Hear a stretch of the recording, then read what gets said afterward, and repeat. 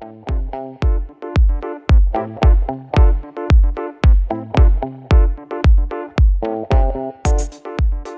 you're listening to Abstract AF and I'm Sneha Jaiswal. In this episode, we're going to be discussing the horror genre, more specifically, zombies. Zombie, zombie, Zombies in popular culture are portrayed as undead humans who continue to walk the earth even after they're dead and feed on human flesh, or any kind of flesh really. According to History.com, the belief in zombie like creatures can go as far back as ancient Greeks, with archaeologists uncovering skeletons that were pinned down by heavy objects, possibly to prevent them from rising again. The first time I saw zombies on television was in the 1990s when I was just a kid, when Michael Jackson's Thriller would constantly come on MTV. The music video for this song remains one of the most iconic dancing video to have ever been made, where Jackson himself turns into a zombie and dances with a horde of the undead.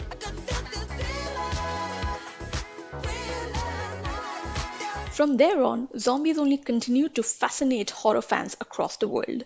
And if you like consuming zombie-themed content, you probably have heard, read, or watched the popular zombie creation called The Walking Dead, which was originally written by Robert Kirkman. I have talked about it in detail in episode 4 of Abstract AF about both the comics and the series. You can visit that later. Coming back to The Walking Dead, this show got so popular that it inspired more spin-offs and a crazy amount of fan fiction. I mean, any series with 10 or more seasons is obviously something worth taking notice of. So while we already have 193 amazing comic issues of The Walking Dead and season after season of the show, it makes one wonder, what can the Hollywood director Zack Snyder possibly offer the zombie fan in his film Army of the Dead? Because we have already seen so much to the zombie genre that the expectations are going to be high on any new zombie themed film.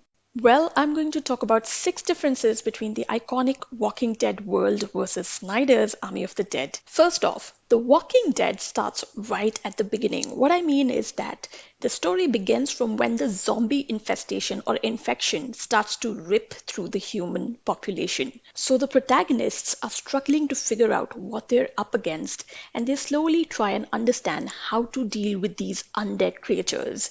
Is it a disease? Is it something supernatural? They're just trying to understand things as they come. So the heroes in The Walking Dead struggle to escape from these flesh-eating corpses and attempt to establish some sort of social order in the world again. However, in Army of the Dead, humans seem to have things already under control. The hero is shown to be working at a cafe. The roads show no signs of these zombies. So one can assume that a new world order post the zombie outbreak has already been established. The heroes are not clueless individuals who are trying to put pieces of a broken puzzle together. The chaos and confusion of a zombie outbreak seems to be far behind them. You ready to play? There's $200 million in the vault beneath the strip, with a 32-hour window to get it out. The story in The Army of the Dead is about how a team is tasked with recovering a lot of cash from a Las Vegas casino. What is the catch? The area is a sort of quarantine zone filled with zombies. So they go to an area that is infested with zombies, while in The Walking Dead, these guys are trying to escape from them. Let's talk about the second difference now. In The Walking Dead, the zombies are often referred to as walkers, because if they're not biting the head of a human being, they simply keep walking, slowly like a sloth. They cannot think and they cannot run. So as long as the human has some energy, they can always outrun them or outwit them. However, in one of the biggest twists to the zombie pop culture world, a twist no zombie fan would actually be surprised at, Zack Snyder's zombies have evolved. So they can run and even think in the Army of the Dead. They're not what you think they are. They're smarter. They're faster. They're organized. The heroes are no longer up against slow, dumb, dead beings.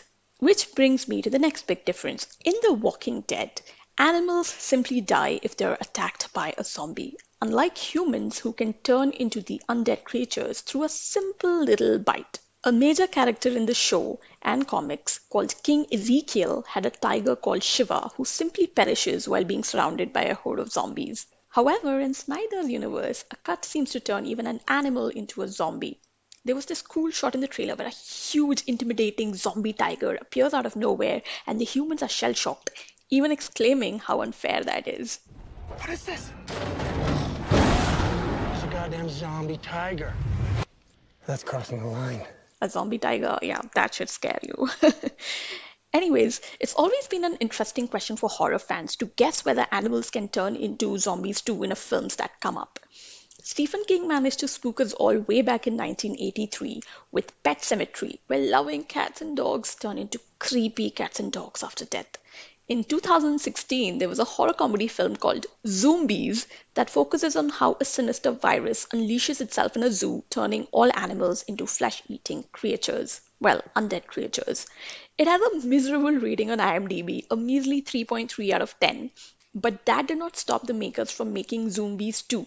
I am not even kidding. So yeah, Army of the Dead has some creepy animals ready to draw blood too. Moving on to the fourth major difference between The Walking Dead and the Army of the Dead, it's the human factor in the stories. Robert Kirkman, the writer of The Walking Dead, in one of the issues had said that, according to him, good zombie stories are the ones that show just how messed up human beings are. Which is why The Walking Dead has less zombie action and more psychological backstories for each character.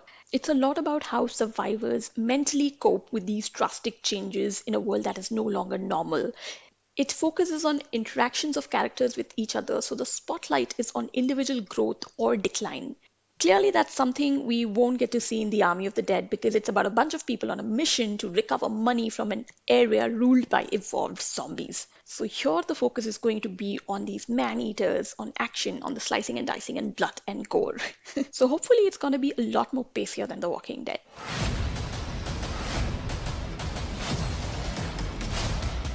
Which brings me to the fifth and final difference that one can gather between these two different creations, and that's the fact that Army of the Dead is probably not going to give us any iconic human villains. In The Walking Dead, one gets to see some really ruthless people. There was the twisted governor who would take pleasure in torturing and feeding live humans to zombies.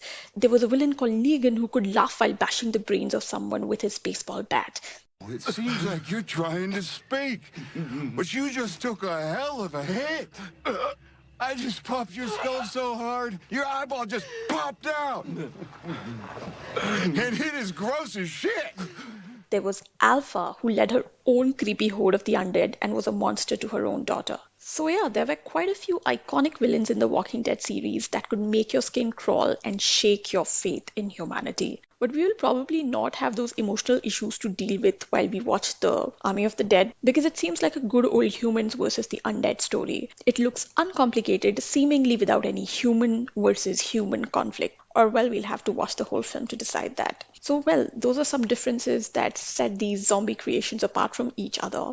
That's all for this episode. Talk to you in the next one.